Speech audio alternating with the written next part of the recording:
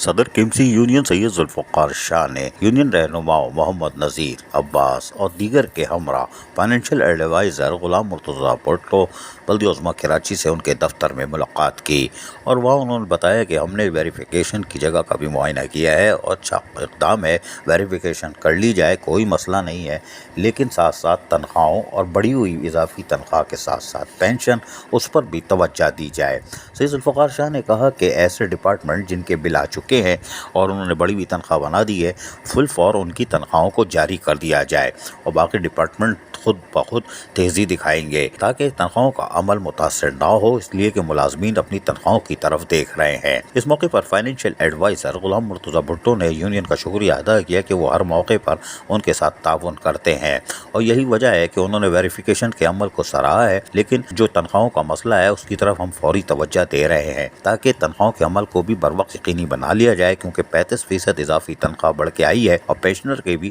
تو ہم اس میں تھوڑا سا ہمیں ٹائم لگ رہا ہے، اس لیے کہ وہ اگر قبل از وقت آ جاتی یا ہمیں ہدایت مل جاتی تو ہم پہلے ہوم ورک کر لیتے، لیکن بہرحال دیر آئے درست آئے۔ یونین کے صدر سید ذوالفقار شاہ، محمد نذیر عباس شاہ اور دیگر نے یقینی طور پر محنت کشوں کے جائز حقوق اور مفادات کے تحفظ کے لیے یہ ملاقات کی اور کرنی چاہیے، یہ ان کی ذمہ داری ہے۔ عزیز عارف، KBS بلدیاتی نیوز کراچی۔ ایسی ہی خوبصورت ویڈیوز فیوچر میں حاصل کرنے کے لیے ریڈ بٹن پر کلک کر کے اور بیل آئیکن کو پریس کر کے ہم سب کے سبسکرائبر بننا مت بھولیے۔